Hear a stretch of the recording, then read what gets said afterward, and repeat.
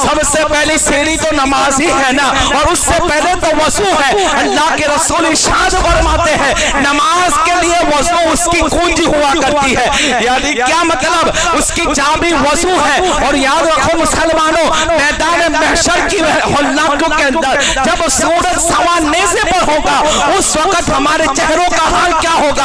आज अगर गर्मी 40-45 डिग्री हो, धूप में आदमी कंटिन्यू काम करे तो उसकी स्किन को पर असर पड़ता है, स्किन काली पड़ जाती है, स्किन जल जाती है। मैदान महशर के अंदर तो सूरज सवा नेज़े पर होगा, उस वक्त क्या होगा। लेकिन मेरे आका इरशाद फरमाते हैं जो मेरा उम्मती पाबंद शरीयत होगा, अल्लाहू अकबर, जब वो दुनिया के अंदर वज़ू करेंगे क़यामत की खोलताकियों के अंदर भी उनके चेहरे इतने रोशन होंगे जैसे चांद रोशन होता है। अल्लाह इनके चेहरों को भी रोशनी अता फरमाएगा। आप गौर तो करें, एक वज़ू की इतनी बरकतें। अज़ीज़ाने मोहतरम, उस हौलाकों के अंदर आका इरशाद फरमाते हैं मैं अपनी उम्मत को पहचानूंगा। तो पहचान के लिए क्या तुम वहां दौलत लेकर आओगे? क्या पहचान के लिए तुम अपने स्टेटस को रखोगे? क्या मैदान महशर के हौलाकों के अंदर क्या तुम अपनी पहचान के लिए अपने माँ बाप को पेश करोगे? मुसलमानों सुनो कि दुनिया फानी है, जितनी इज्जत है यहाँ रह जाएगी।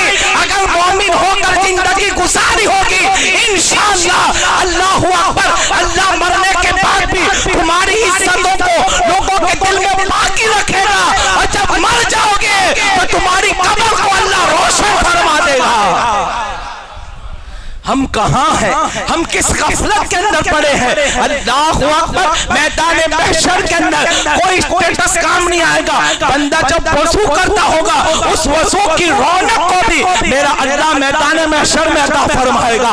मेरे प्यारे आका अलैहिस्सलाम के प्यारे दीवानों, अल्लाहू अकबर, अल्लाह ने वज़ू में कितनी बरकतें रखी है। मैं तो अभी नमाज पे गुफ्तगू भी नहीं कर रहा हूँ, अगर वज़ू पर ही गुफ्तगू की जाए तो अल्लाह ने इतनी बरकतें वज़ू में रखी है कि मेरे आका इरशाद फरमाते हैं जब कोई बंदा मोमिन वज़ू की हालत में इंतकाल करता है क़यामत के रोज अल्लाह उसको शहीदों के साथ उठाएगा, अल्लाह उसको मकाम शहादत अता फरमाता है।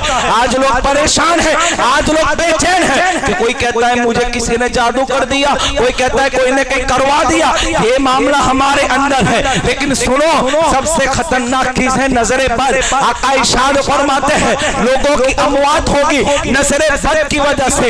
नजरे बद यानी बुरी नजर इतनी खतरनाक होती है कि बुजुर्गान दीन इरशाद फरमाते हैं अगर बुरी नजर किसी जानवर पे पड़ जाए तो वो हांडी में उतर जाता है, अगर बुरी नजर किसी पत्थर पे पड़ जाए तो पत्थर भी फट जाता है। आप गौर करें नजर इतनी खतरनाक होती है, लेकिन लोग कहते कोई ने कहीं करवा दिया, हमें बुरी नजर रखी है, इलाज ढूंढते हैं। लेकिन सुनो अल्लाह ने वज़ू में इतनी बरकतें रखी है।